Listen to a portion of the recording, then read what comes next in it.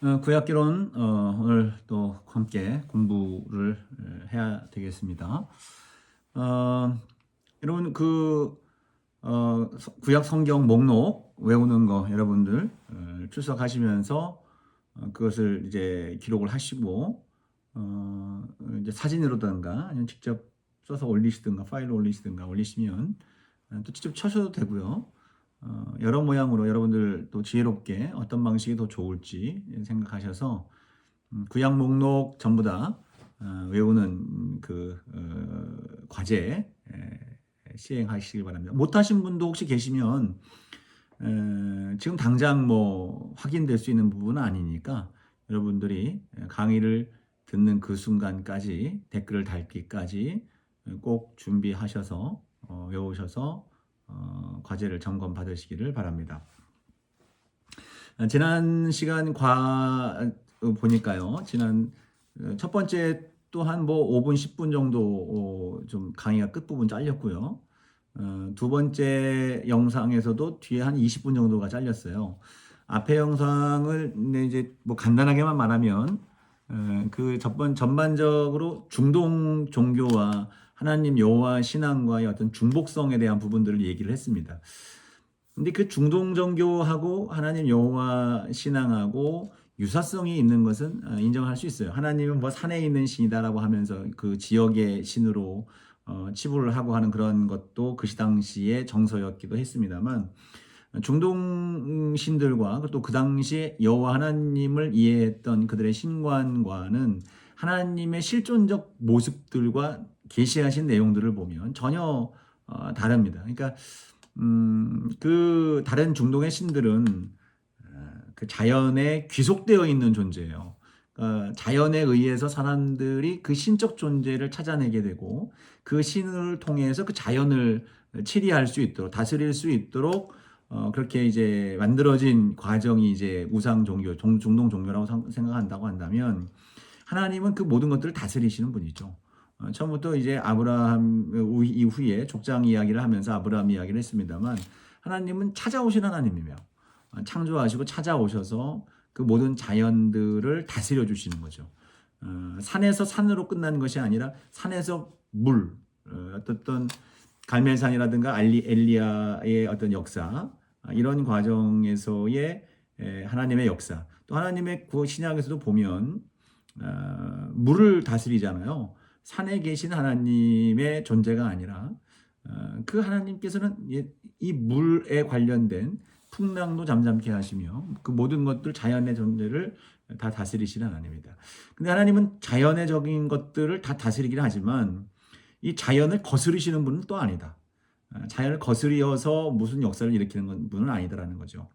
자연적 현상을 이용하시는 거예요. 그 자연의 큰 하나님이 두신 질서의 범주 안에서 하나님은 그 역사를 이루어 가신다. 이것이 이제 하나님이 중동의 사람들이 믿었던 그 신들과의 신관과 전혀 다른 양상이기도 합니다.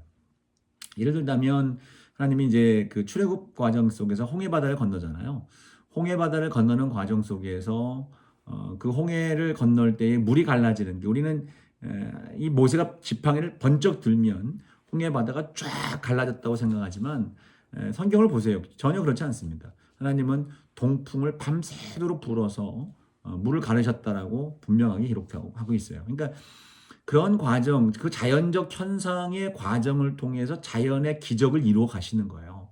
그렇게 하나님은 자연 질서를 통해서 하나님의 두신 질서를 위배하지 아니하면서 역사를 만들어 가시는 겁니다. 그런 차원에서 전혀 다른 하나님의 신관이다라고 하는 거.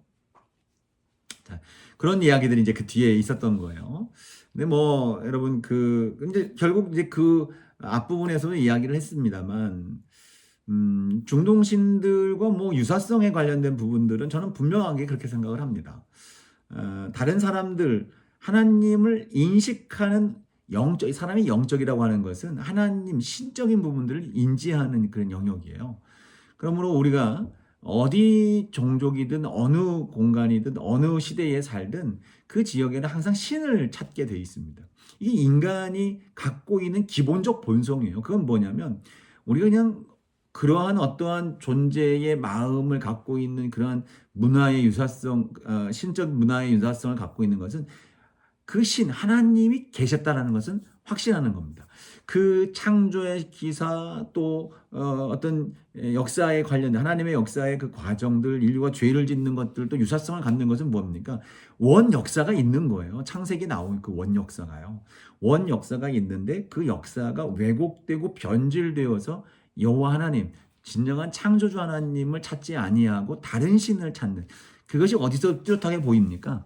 출애굽기에 보면 모세가 출애굽한 뒤에 시내산에 올라가서 계명을 받잖아요. 계명을 받는 과정에서 40일의 금식을 기도하면서 금식하면서 그 계명을 받는데 아래에서는 난리가 났습니다. 여호와 하나님을 찾고 그 하나님을 보여라라고 하는 백성들의 아우성과 아론이 금을 가지고 금송아지를 만들죠. 이 금송아지는 이 에집트에서 섬겼던 바알 섬겼던 라신 이런 신과는 다릅니다.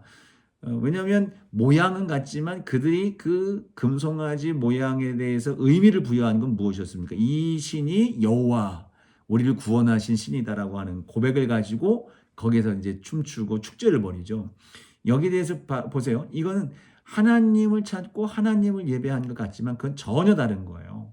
전혀 다릅니다. 하나님을 예배한 것이 아니라 그들은 변질된 하나님, 왜곡된 하나님을 믿게 되는 거죠. 그럼 그런 것들이 시작됐다면 그것이 흐르면 어떻게 되겠습니까? 하나님이라고 하는 실존이 계신데 그 하나님이라고 하는 실존, 우리를 구원한 하나님이신데 지금 시대가 지난 뒤에 그 사람들이 믿고 있는 그 신은 처음 구원한 하나님하고는 전혀 다른 거예요. 창조주 하나님이 있어요. 창조하신 하나님이 있는데 이 하나님에 대한 왜곡된 이해들을 사람들이 갖게 되자 결국은 각각 자신의 영역과 문화와 삶의 자리에서 잘못된 하나님을 찾게 되는 것이죠. 이것이 결국은 원 역사의 실제다라고 하는 것을 증명하는 요소다라고 저는 분명히 보고 있습니다. 자, 어쨌든 하나님은 그런 신들과 다른 중동의 신들과 유사성을 갖지만 유사하지 아니한 그런 것들이 이제 그 이후에 좀 말씀을 드렸고요.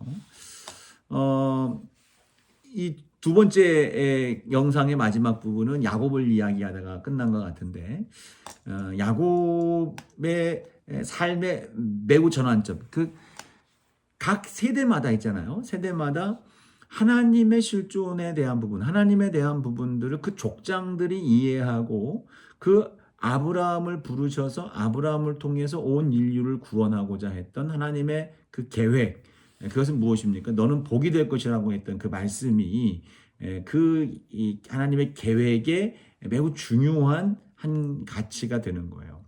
즉 아브라함을 잘되고 복되게 하는 삶으로서 끝나는 것이 아니라 그 아브라함을 통해서 온 인류 백성들이 그 자손들을 통해서 말이죠. 하나님을 인지하게 되는 통로로 삼는 겁니다. 신명기에서도 분명히 밝히는 거예요. 그 작고 너희들이 무슨 잘나서 하나님이 선택한 게 아니라 작고 미약하지만 하나님이 너희들에게 어떻게 역사하시는지 온 세계 사람들이 너희들을 주목해 볼 것이다. 이걸 이야기를 합니다. 그리고 그 주목해 봄으로 너희들이 어떻게 이렇게 복된 민족이 될 수 있었는가? 그것은 결국 하나님 때문이다. 여호와 하나님 때문이다라고 하는 것을 깨닫게 되고 하나님 앞에 나와 하나님을 찾고 부르짖는 통로로 삼는 거예요. 그래서 그들이 보게 되는 거예요. 그래서 이 역사를 하나님은 아브라함을 부르셔서 계속해서 그것을 이끌어 가는 거예요. 족장들이 이어가는 겁니다. 그러니까 여러분 오해하지 마십시오. 이제 족장들로부터 시작해서 이제 역사, 이제 열왕기로 쭉 이제 이스라엘의 국가의 역사 형성들이 이루어져 가고 있는데 그것이 이스라엘이라고 하는 한 민족의 역사, 나라의 국가의 어떤 역사를 다루는 것이 결코 아니라는 겁니다. 아브라함을 부르신 목적, 그를 복되게 하는 거예요. 땅을 주고 자손을 중다하게 만들어 놓으시고 그들을 복되게 세워 놓으심으로 인해서 누구를 보게 만들어 갑니까? 하나님을 인지하고 하나님을 찾게 만들어 가는 거예요. 누가? 온 세상 백성들이. 그래서 모든 민족이 너로 하여금 복을 받게 될 것이다. 이것이 지금 하나님이 아브라함을 부르신 목적이고 약속인 겁니다. 이것을 하나님이 일방적으로 편무 계약이라는 말을 지난번에 했죠. 편무 계약을 통해서 일방적으로 이루어 주시는 거예요. 내가 그렇게 하겠다라고 하는 것을 하나님이 말씀하고 있는 겁니다. 그것을 이제 이삭을 통해서 야곱을 통해서 그리고 야곱의 뒤를 누구를 통해서 요셉을 통해서 그 구속사의 흐름이 그 족장들을 통해서 흘러가는 겁니다. 이상은 사실 뭐 크게 뭐 두각되어 드러나지 않아서 이제 지난 시간에 다루진 않았겠고요. 요 야곱의 이야기를 하다가 이제 뒤에 한 20분 정도 잘렸는데 야곱이 그랬습니다. 야곱은 인생의 중요한 변곡점이 있다고 그랬어요. 그것은 이제 베델이라고 하는 땅에서 도망쳐 나오다가 광야에서 찾아오신 하나님을 만나는 사건. 예, 그것이 이제 첫 번째 중요한 변곡점이에요. 그 야곱은 그 하나님을 만난 뒤에 인생의 세상적 가치관으로서 살아가던 이 야곱의 인생이 완전히 바뀌었어요. 내가 노력하고 무언가를 수고해서 땀을 흘려서 세속적인 방법으로 부나 어떤 나의 풍성함을 이루어간다고 생각하고 그것을 추구했지만 결코 그것은 자기의 생각대로 되는 것들이 아니었다는 사실을 보게 되는 것이죠. 하나님은 그러한 야곱의 잘못된 인식을 교정시켜 줬던 것 같아요. 그래서 광야로 나아가도록 그의 발걸음을 인도해 가시면서 그를 통해서 하나님은 하나님이 복을 주시고 하나님이 경영해 가시고 하나님이 역사해 가신다는 사실을 분명히 갖게 되죠. 패러다임의 완전히 변화를 경험하게 됩니다. 패러다임의 변화 속에서 이 야곱은 이제 외삼촌 라반의 집으로 가죠. 외삼촌 라반의 집에 가서 그는 더 이상 삼촌 라반을 속이는 일을 하지 않습니다. 속이는 일을 하지 않고 속는 일을 해주는 거예요. 속아주는 거예요. 그런 과정 속에서 이전에 야곱 같았으면 자기의 술수와 권모를 가지고 어떤 방법을 추구했겠죠. 근데 그는 하나님을 신뢰하는 패러다임으로 바뀌어져 있어요. 그러니까 하나님의 그 이끄심에 따라가는 거죠. 그런 가운데 이제 결국 라반의 집에서 야곱은 큰 재산을 가지고 이제 나오게 됩니다. 나오게 되는 과정 속에서 또 한 번의 이제 큰 변곡점을 맞이하게 되는데 처음에 이제 인식의 변화라고 했다면 삶의 양식의 변화가 이제 야복강에서 바뀌게 되는데 하나님께 기도하는 거죠. 삼촌 라반이 쫓아오는 과정 속에서도 하나님은 야곱을 지켜주셨어요. 그리고 야복강 나루터에서 어쩌면 이제 비굴한 마음으로 재산과 또 자기의 식솔들을 먼저 앞서 보낸 이 야곱이 하나님 앞에 기도하는 거죠. 간절히 기도해요. 기도하는 가운데 그 가운데 하나님은 야곱에게 찾아오셨고 야곱에게 져주시죠. 뭐 야곱이 하나님을 이겼다 해서 이스라엘이라고 하는데 하나님은 그것이 이스라엘이라는 이름을 주시기 위해서 하나님께 나아가는 자 하나님의 은혜를 입는다는 그 놀라운 신앙적 경험, 신적 경험, 영적 경험을 하게 되는 거예요. 그 경험을 통해서 그는 전적으로 하나님을 의지하게 되는 그러한 모습으로 그런 족장에 걸맞는 모습으로 이제 서게 되는 것이죠. 물론 그 뒤에 그 삶의 인성적이라든가 그의 삶의 모습들이 막 좋아졌거나 뭐 어떤 크게 변화한 것은 아니라고 봅니다. 그 이후에도 끊임없는 야곱의 가정적 실수라든가 이런 부분들이 있습니다만 그럼에도 불구하고 그가 갖고 있었던 신앙적 계보를 이어가는 아브라함의 하나님, 이삭의 하나님, 야곱의 하나님으로 이어가는 그것은 이제 그 가문을 넘어서서 하나님의 구원의 역사가 이렇게 흘러가고 있다는 것을 표현해 주는 거 아닙니까? 그렇게 이제 흘러가는 거죠. 그러다가 이제 야곱의 이제 아들이 되는 11번째 아들 되는 요셉을 통해서 이제 또 구원의 역사가 일어나는 겁니다. 근데 그 하나님은 큰 인류의 역사에 구원에 관심을 갖고 아브라함을 부르셔서 그 후손들을 통해서 구원의 역사를 이루어 가시는데 그 구원의 역사를 이루어 가는 과정에서 끊임없이 그를 회방하는 역사가 존재하게 됩니다. 야곱의 과정 속에서도 그를 이제 그를 이제 맞이하는 에서의 군대도 구속사의 그 맥락을 끊어버리고자 하는 사단의 역사라고 한다고 한다면 그것이 하나님께서는 바꾸어 놓으셨죠. 그를 치려 나왔던 군사가 평화사살단이 되는 거예요. 환영인파가 되는 겁니다. 그렇게 하나님은 바꿔 놓으셨어요. 요셉의 과정 속에 영적인 장자권이 이제 요셉으로 흘러가게 되는데 이 요셉의 어떤 요셉이 이제 을 통해서 이 야곱의 후손들 아브라함의 가문이 가뭄이라고 하는 그러한 과정을 겪는 속에서 그것을 극복할 수 있는 토양을 마련하는 통로가 되는 겁니다. 그러니까 지금 요셉이 죽을 위기를 갔지만 죽을 위기로 끝나는 것이 아니라 단절되고 끝나버리는 것이 아니라 이 요셉을 하나님은 보호하시고 들으셔서 이집트로 갖다 놓으시는 거예요. 사실 이것은 창세기에 아브라함을 부르시고 아브라함에게 편무 약속, 편무 언약을 하실 때에 이미 예고된 바가 있습니다. 창세기 15장인 것 같은데요. 15장에 보면 그 15장에 하나님께서 아브라함에게 약속을 언약을 다시 재확인하시면서 그에게 이제 믿음을 통해서 내가 의롭다고 하는 하나님의 선언이 있었죠. 믿음을 보시고 의롭다 하시는 거예요. 그러면서 그 믿음을 통해서 의롭게 된 이제 아브라함에게 지금 이 가나안 땅을 주게 되겠는데 이 가나안 땅이 지금 당장 아브라함에게 주어지는 땅이 아니고 이후에 400년의 시간 동안 이 이집트에 내려갔다가 올라와서 이 땅을 차지하게 될 것이다라고 하는 예고를 하십니다.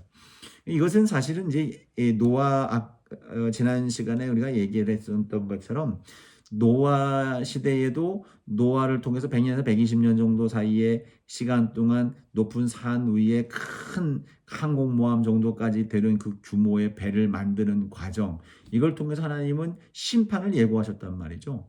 심판을 예고하셨다는 건 결국 무엇입니까? 온 인류가 구원에 이를 수 있는 기회를 하나님은 주신다는 겁니다. 그 긴 시간 동안요. 근데 히브리서에서도 말씀하고 있고 창세기에도 말씀하고 있는데 그 사람들은 어떻습니까? 그냥 먹고 마시고 시집가고 장가고 장사하고 일하는 것. 뭐 그것이 나쁜 일은 아니죠. 우리의 일상이지만 일상 속에서 하나님의 심판과 재앙을 예비하고 준비하지 못했다라고 하는 것이 큰 문제가 되는 겁니다. 어쨌든 하나님은 그 사람들을 그렇게 살 수 있는 기회를 주셨음에도 불구하고 사람은 그 길을 선택하지 않는 거예요. 이 아모리 족속이라고 하는 표현 창세기 어디에 있나요? 잠깐만 한번 봤으면 좋겠는데요.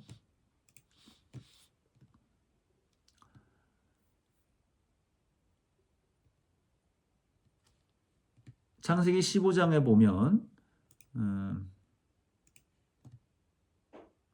자, 하나님이 말씀하시는 게 이렇게 말씀합니다.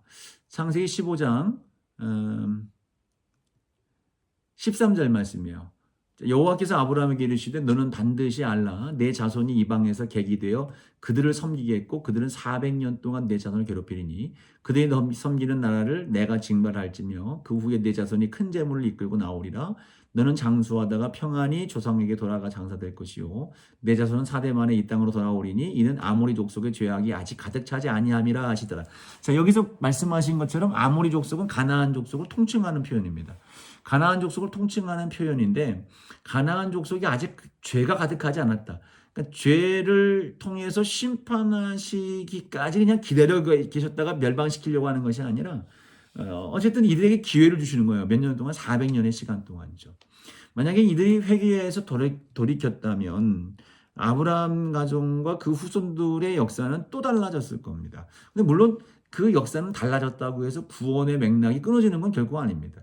다른 방법을 통해서 하나님은 그 역사를 이루어 가실 것인데, 근데 하나님이 보실 때에 400년이 지나도 이 아모리 족속들은 이제 회생의 가능성이 없어 보인 거죠. 하나님 전제하시니까요. 아셨다라고 볼 수도 있는데, 어쨌든 그 백성들에게 기회를 주시던 거예요. 그 기회가 끝나기까지 이스라엘 백성들은 이집트에 갈 것이다. 이게 이제 아브라함에게 주셨던 약속이에요. 하나님은 요셉이 처한 공경 안에서 곤란한 상황 속에서 그것을 역전시키셔서 구원의 역사가 지속될 수 있도록 그것을 이끌어 가시는 겁니다. 이 보디발이라고 하는 이 애굽의 군대 장관의 집에 노예로 팔려갔는데요. 노예로 팔려가는 그 상황 속에서도 성경은 이야기하는 바 그가 형통했다고 얘기를 합니다. 형통. 노예로 잡혀갔을 때 형통하다. 또 감옥에 모함을 당하고 감옥에 들어갔음에도 불구하고 그가 형통하다 그랬어요. 형통한 이유는 결국 무엇입니까? 형통했다라고 하는 것은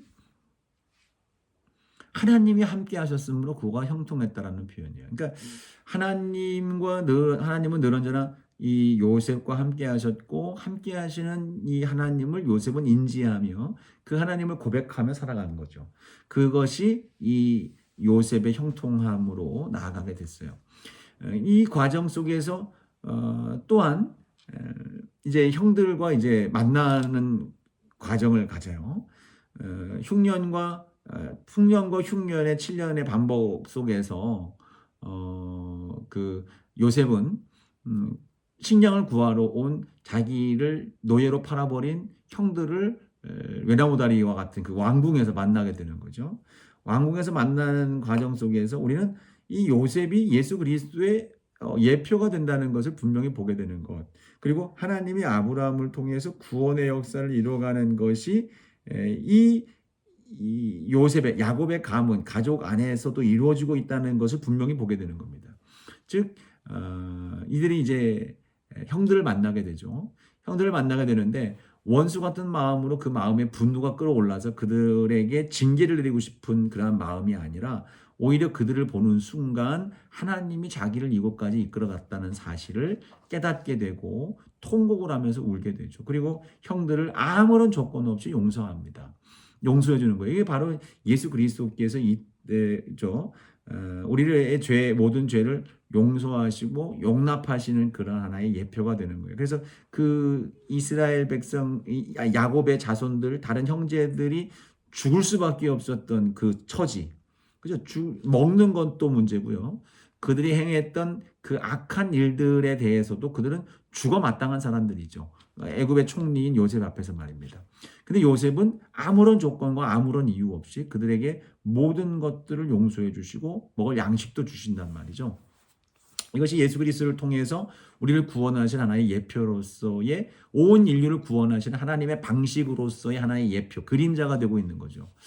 자, 이런 과정 속에서 이제 요셉의 이야기가 어디로 올라갑니까? 이제 이스라엘 백성들이 애굽에서 종살이하게 된 이유를 설명하게 되는 겁니다.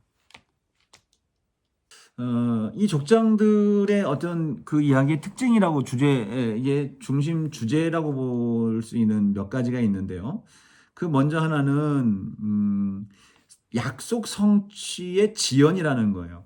그러니까 아브라함에게 약속하셨고 이삭에게 약속하셨고 야곱에게 약속하셨다고 생각한다면 이들에게 땅을 약속을 하셨잖아요. 땅을 줄 것이다. 앞서 이제 얘기를 했습니다만 땅을 준다고 약속을 하셨습니다만 실제적으로 아브라함은 땅을 갖지 못하고 죽었어요. 이삭도 마찬가지고요. 야곱도 마찬가지였습니다. 그 아브라함이 땅을 가졌다고 한다면 결국 이 아내 사라가 죽은 뒤에 그 해쪽 속으로부터 그 땅을 사서 장사를 지낸 것, 그거 외에는 사실은 족장들은 가나안 땅에 땅을 이루지 못했던 거예요. 자, 그런 과정 속에서 그러나 여기서 주는 교훈은 간단합니다. 하나님께서 주시고 약속하셨던 것들은 반드시 이루어진다는 거예요. 눈앞에 지금 당장 성취되지 않는다 할지라도 우리의 시간, 우리의 때의 개념을 가지고 하나님의 시간과 하나님의 그 때에 대한 것들을 동일시할 수는 없다는 겁니다. 하나님의 역사, 그럼에도 불구하고 하나님의 역사는 반드시 이루어진다라고 하는 것. 그러나 이 반드시 이루어진 것, 앞서 말씀했던 것처럼 하나님께서는 이미 예고를 하셨단 말이죠. 그 예고를 하신 이후에 그 계획을 따라서 가는 겁니다. 자, 또 하나 주제는 뭐냐면 한결같이 그 아내가 아들을 낳지 못하는 상태에 이르렀다는 거예요. 그 불임의 역사예요. 그러니까 하나님이 역사하는 현장들을 보면 거의 많은 부분 불임이라고 하는 임신에 관련된 것들과 매우 밀접한 연관성을 갖습니다. 아브라함 아내 사라, 아브라함이 100세, 사라도 거의 90세죠. 아이를 낳을 수 없는 상황이에요. 근데 그 상황에서 하나님은 아이를 주신단 말이죠. 이삭의 아내 리브가도 마찬가지였습니다. 이삭이 40세 됐던 때에 결혼했지만 60세 때까지 아이를 낳지 못했습니다. 창세기 25장에 나오는 이야기, 그런 표현들이 나오고 있는데 낳지 못했다가 이제 에서와 야곱을 낳죠. 야곱이 사랑했던 라헬도 마찬가지였습니다. 그 언니 레아는 출산을 잘했습니다. 근데 정말 정작 자기의 후손을 제대로 낳고 싶었던 라헬을 통해서는 아이를 낳지 못했어요. 근데 이제 결국 그러한 과정 속에서 하나님이 그 태문을 열어주셔서 요셉과 이제 베냐민을 낳게 되는 것이죠. 그러다가 이제 죽어요. 그것뿐 아니라 족장사에서 과정에서뿐 아니라 사무엘도 마찬가지죠. 사무엘도 아이를 낳지 못하는 가정 한나의 그 서러움 속에서 기도하며 나아갔을 때에 그 속에서 사무엘이라고 하는 인물을 하나님이 허락해 주십니다. 또 뭐 삼손도 마찬가지고요. 또 세례 요한도 마찬가지입니다. 다 그런 과정 속에서 하나님의 손에 주권에 그 인생들이 달려 있다라고 하는 것을 보여주시기 위해서 하나님은 그러한 방법을 사용하시는 거예요. 하늘의 모래처럼 바다의 모래처럼 하늘의 별처럼 많게 하시겠다라고 하는 그 약속, 반드시 앞서 이제 땅에 대한 부분들도 말씀했던 것처럼 하나님의 약속은 완전히 이루어지는데 그 약속을 이루어 가시는 주체는 뭐냐? 안 되는 상황 속에 있지만 그러나 하나님이 그 모든 과정을 이루어 가신다는 것, 이것을 분명히 보여주시는 거예요. 또 하나는 뭐냐면 큰아들을 통해서 계승되지 않는다는 겁니다. 큰아들을 통해서 어느 종족이군 장자를 통해서 이제 첫째 것을 통해서 이제 그 재산이라든가 영적인 흐름들이 흘러가게 되어 있는데 이 족장의 역사들을 보면 전혀 그렇지 않다. 아브라함의 아들 이스마엘이 장자죠. 이스마엘에게 안 갑니다. 이삭에게 가죠. 이삭의 두 아들 쌍둥이였지만 에서와 야곱이 있습니다. 에서가에게 가는 게 당연한 일이지만 물론 실질적으로 재산은 에서에게 두 배의 몫으로 갔을 수도 있습니다. 근데 그 영적인 흐름에 있어서는 결코 에서로 넘어가지 않죠.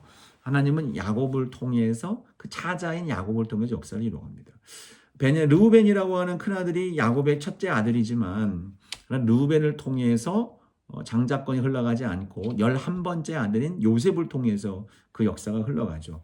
요셉이라고 하는 그것이 이제 요셉에게 흘러간 이유가 나오고 있습니다. 요셉에게 흘러간 이유는 뭡니까? 므낫세와 에브라임이라고 하는 두 아들이 요셉 지파가 없잖아요.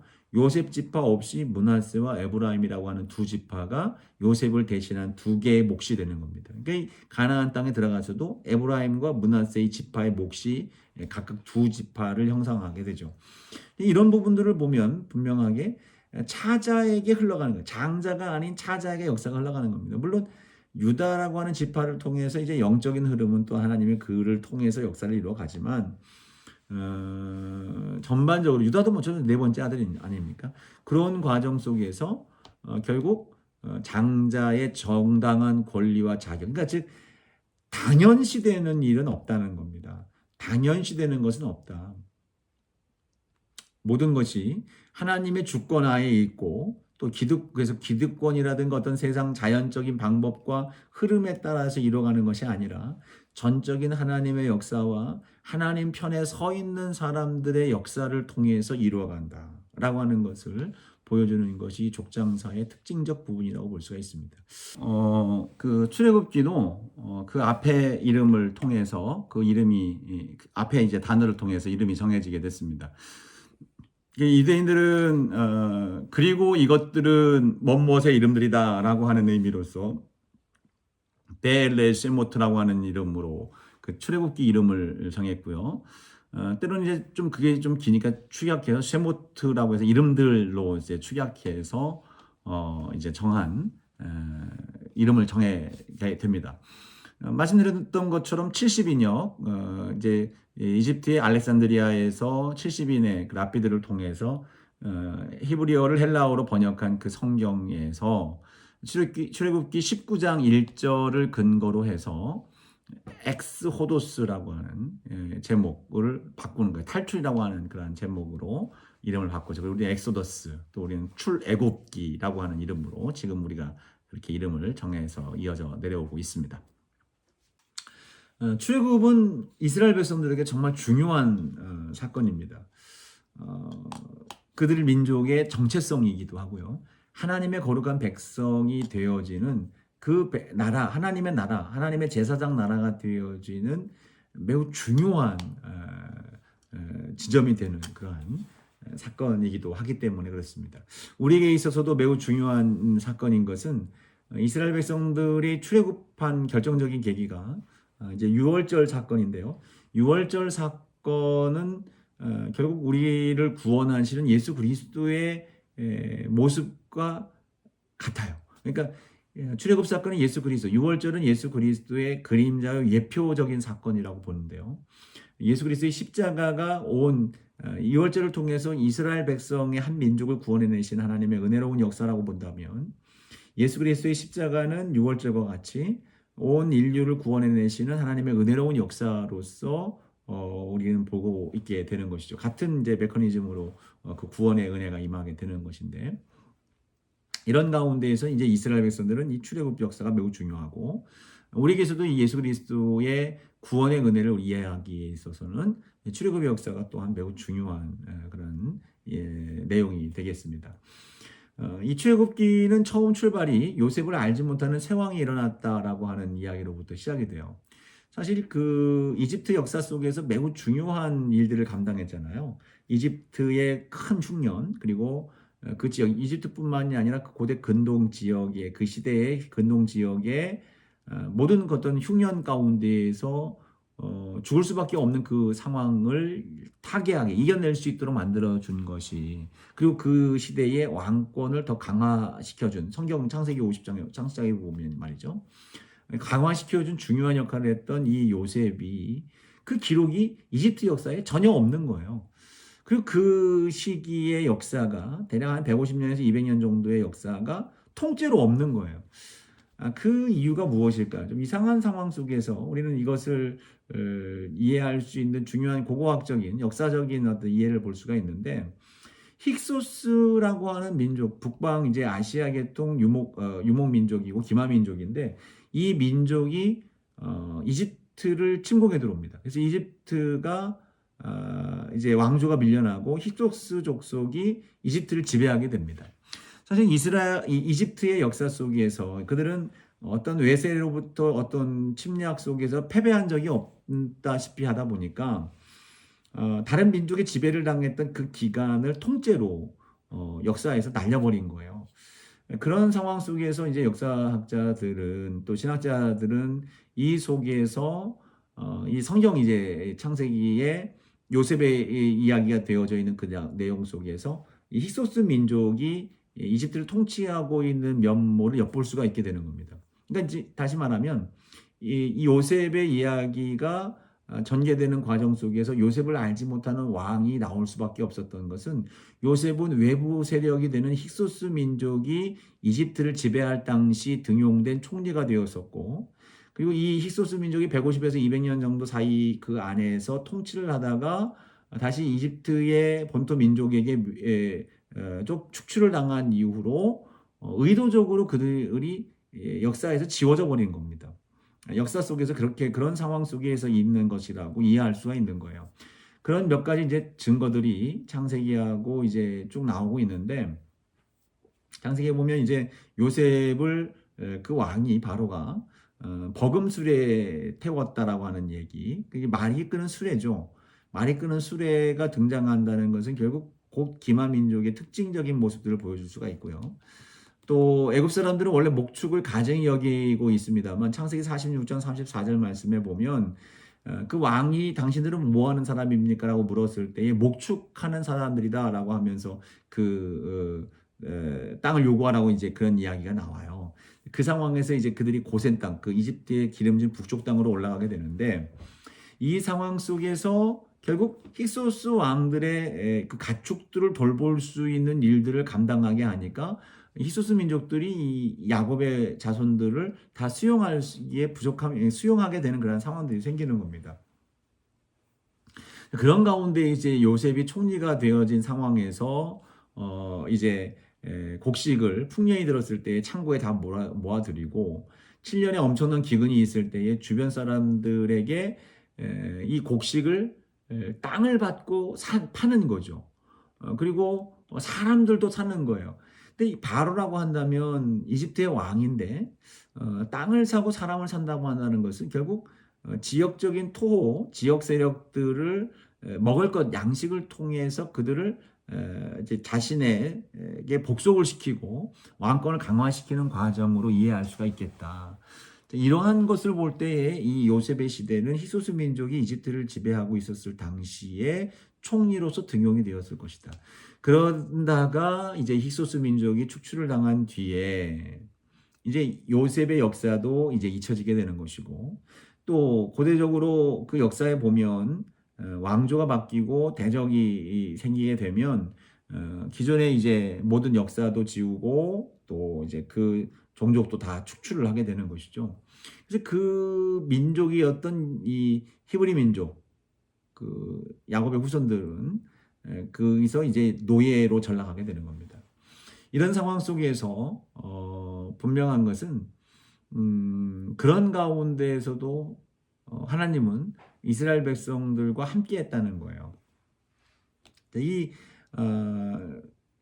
그들을 이제 노예로 전락을 시키고 억압을 하고 있다 보니까 그들이 이제 더 히브리 민족들의 특징적인 것들이 이제 번성하기 시작하는 거예요. 막 이 종족 번식이 이제 많은 거예요.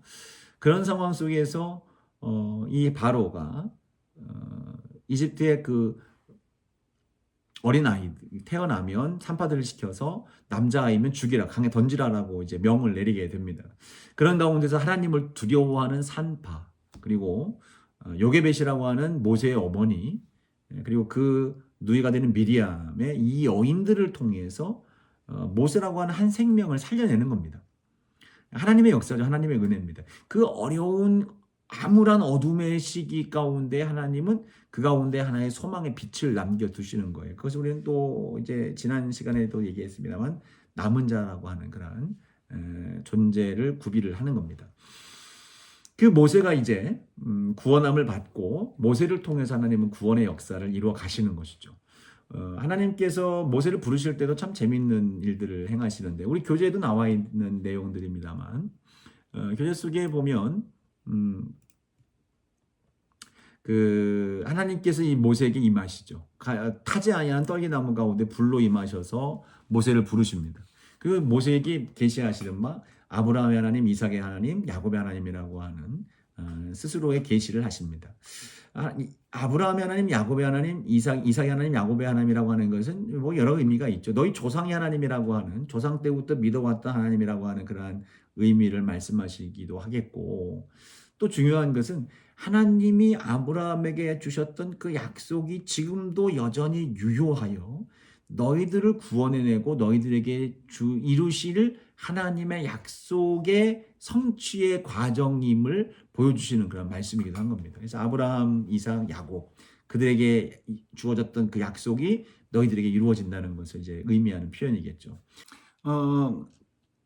아브라함의 하나님, 이삭의 하나님, 야곱의 하나님뿐 아니라 또 하나 이제 하나님은 스스로를 계시하는 바 에흐예 아슈에르 에흐예, 나는 스스로 있는 자라고, 나는 나다, I am who I am 이라고 하는 그런 표현으로 하나님은 모세에게 당신을 계시하십니다.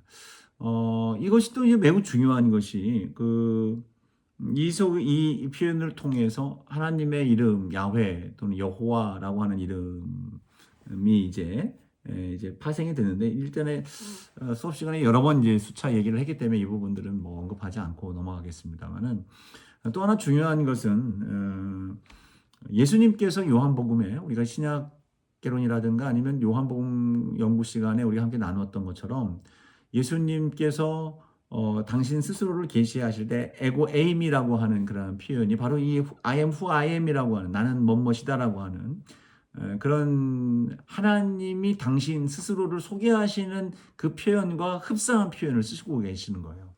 나는 뭐뭐시다, 나는 뭐뭐시다 하면서 또 나는 나다라고 하는 표현, I am who I am, 에고 에임이라고 하는 자연스럽게 에고 에임이만 쓰는 표현, 이런 표현들을 통해서 사람들은 들으면서 구약의 하나님의 계시하심을 떠올리게 되는 거예요. 예수님의 말씀하심을. 그래서 예수님은 스스로 이제 나는 하나님이다라는 표현을 하나라는 표현을 썼을 뿐 아니라 이런 하나님이 하나님 스스로를 계시하시는 방식을 통해서 예수님을 계시하는 것을 들으며 결국 그들이 깨닫는 말은 무엇입니까? 하나님이라고 하는 존재, 예수님이 하나님이시라고 하는 존재에 대한 부분들을 인식을 하게 되는 것입니다. 자, 이러한 상황 속에서 모세가 부름을 받아요. 모세가 부름을 받을 때 매우 모세는 가고 싶지 않아요. 그래서 내가 누구이고 한데 내가 누구인데 거기에 갑니까? 여러 가지 의미가 있겠죠. 40년 동안 왕궁에서 자람을 받았지만 거기서 이제 동족의 배신 또 범죄함 이것이 이제 갈 이유가 없는 거예요. 바로한테 잡히면 자기의 신변이 온전치 못할 것이라고 하는 생각 이런 것들이 모세로 하여금 하나님의 뜻에 거부하게 되는 하나님의 뜻을 거절하게 되는 그러한 상황이 될 것인데 그럼에도 불구하고 하나님은 모세를 사용하시기로 작정을 하셨어요. 계획을 하신 거예요. 그래서 모세를 보내십니다. 줄기세기 이 모세를 잘 보내신 것 같아요. 모세의 아주 중요한 특징은 모세가 하나님의 뜻을 안 거죠. 하나님의 뜻을 안다는 것은 무엇입니까? 하나님께 전적으로 순종하는 자가 된 거예요. 그래서 모세의 삶은 그가 하나님 앞에 전적으로 무릎을 꿇고 기도하는 자였습니다. 하나님 앞에 자기를 주장하거나 자기 뜻을 따라 행한 것이 아니라 모세의 리더십의 위대성은 하나님 앞에 기도하는 리더십이에요. 하나님 앞에 나아가 모든 걸 하나님께 맡기고 묻는 거. 그래서 바울도 자기가 가장 강할 때가 언제라고 얘기를 합니까?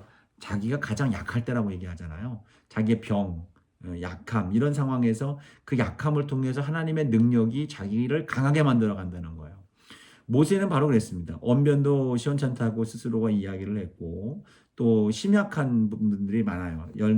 나이도 이제 80세의 부름을 받고 120세까지 쓰임을 받기 때문에 노인의 위치에서 그러한 것들을 감당하고 또 이스라엘 백성들이 워낙 좀 강하잖아요. 센 민족이기 때문에 그 속에서 지도자가 된다는 것이 어려운 일이었을 겁니다. 근데 그럼에도 불구하고 모세가 그 모든 것들을 감당할 수 있었던 것은 바로 하나님께 늘 기도하며 하나님께 모든 걸 맡겼다는 겁니다. 하나님이 이루어 가셨다는 거예요. 기도가 중요한 게 아니고 하나님께 맡겼다는 거죠. 물론 뭐 중요한 게 아니라 기도가 중요하죠. 중요한데 기도했기 때문에 이긴 게 아니라 하나님이 모세를 통해서 역사하셨다는 게 중요한 거예요. 그래서 우리가 기도를 많이 한다고 해서 기도도 우리가 자랑할 거리가 안 됩니다. 기도는 하나님의 역사하시는 통로가 될 뿐이에요. 믿음을 우리가 자랑할 수가 없습니다. 믿음은 하나님이 배설하신 은혜의 선택의 하나의 표현일 뿐이에요. 다 살려두시고 다 행하시는 것 속에서 우리가 예 그렇게 하겠습니다라고 하는 대답 한마디 했다고 해서 그 공로가 생기는 겁니까? 선택을 했다고 해서 그 공로가 생기냐 말이죠. 아니죠. 그건 아닙니다. 어쨌든 하나님이 하신 거예요. 그래서 그 모세가 위대한 지도자일 수 있는 이유가 하나님께 전적으로 모든 걸 맡겼다는 겁니다. 자, 모세가 바로 앞에 가서 했던 말은 다른 게 아니었습니다.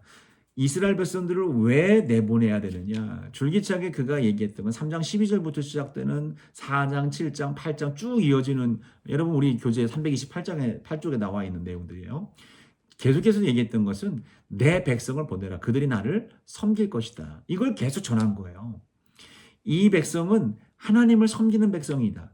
바로 너를 섬기는 백성이 아니라 하나님을 섬길 백성이다라는 것을 계속해서 반복적으로 이야기를 했고 그 이야기를 통해서 이제 결국은 이제 보냄을 받는데 결국 이것은 무엇입니까? 이스라엘 백성들이 나아가는 그들의 정체성이 무엇인지를 명확하게 얘기하는 겁니다. 그 과정 속에서 이 바로가 그걸 거절하죠. 거절하면서 어떤 결과를 얻습니까? 10가지 재앙이 그 가운데 임하게 됩니다. 나일강이 피로 물드는 것부터 시작해서 개구리, 이 파리, 악질로부터 해서 마지막 장자가 죽는 그런 재앙으로까지 이어지게 되죠. 결국 마지막 10번째 재앙으로 인해서 처음 난 것들이 하루아침에 다 죽는 재앙을 보고 나서야 바로가 그때서 비로소 항복을 합니다.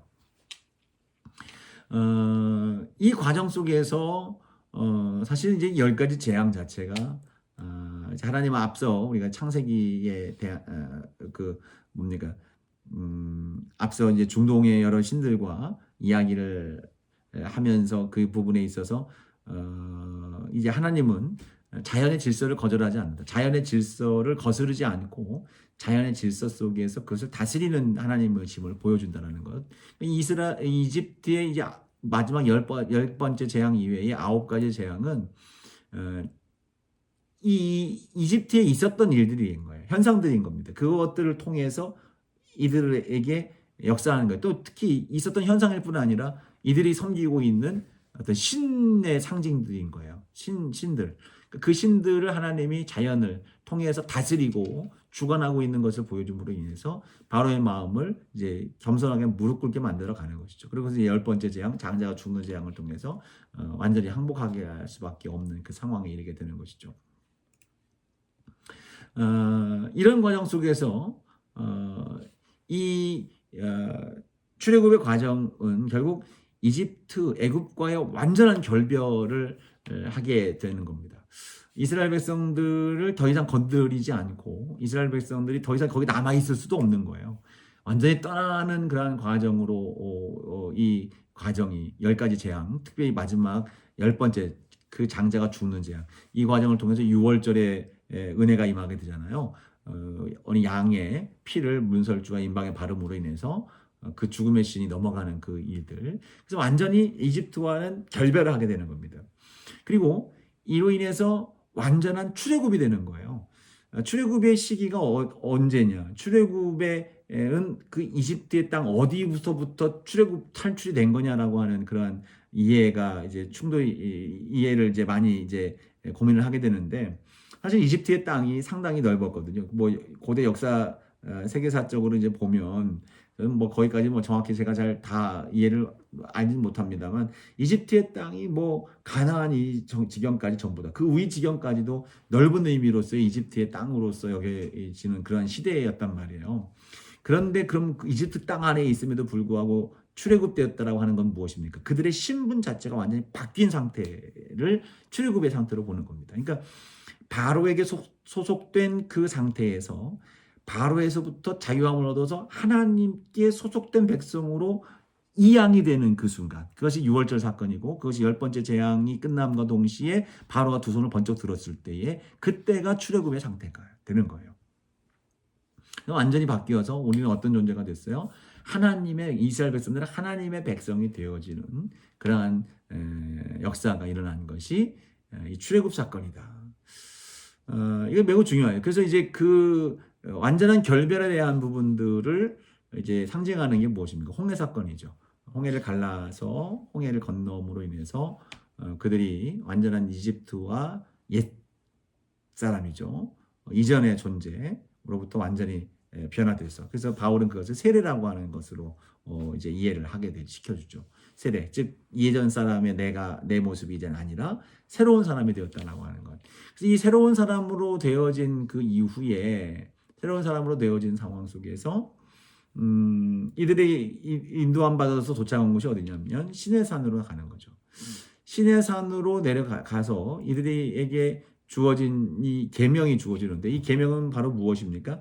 이제 하나님의 백성, 이집트와 결별을 해서 하나님의 백성이 되어진 이 상황 속에 그 하나님의 백성으로서 살아가야 될 삶의 양식을 전해준 그런 현장이 바로 이 시내산에서의 약속이고 계명이 되는 겁니다.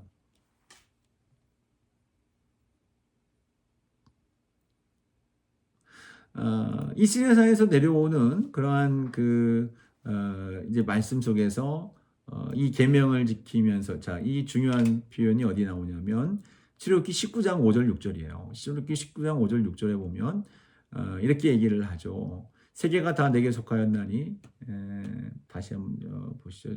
버전이 좀 다른 것 같아서요. 세계가 다 내게 속하였나니 너희가 내 말을 잘 듣고 내 언약을 지키면 너희는 모든 민족 중에서 내 소유가 되겠고 너희가 내게 대하여 제사장 나라가 되며 거룩한 백성이 되리라. 너는 이 말을 이스라엘 자손에게 전할지니라. 이제 이스라엘 백성들의 존재가 뭘로 바뀝니까? 하나님의 소유가 되고 하나님의 민족이 되는 겁니다. 그리고 하나님의 제사장 나라가 되어지는 것, 제사하는 나라가 되는 거예요. 이것이 이제 이스라엘 백성들의 중요한 정체성입니다. 여기서 이제 계명을 받는데, 이 계명의 내용들을 우리가 어떤 도덕법적인 부분들로서의 이해가 아니라, 이 계명은 바로 무엇입니까? 그 핵심은 바로 하나님을 제사하는 제사입니다. 바울이 이 율법을 이해시켜줬던 것처럼 이 율법은, 계명은 바로 하나님의 백성으로서 지켜야 될 삶의 양식이죠.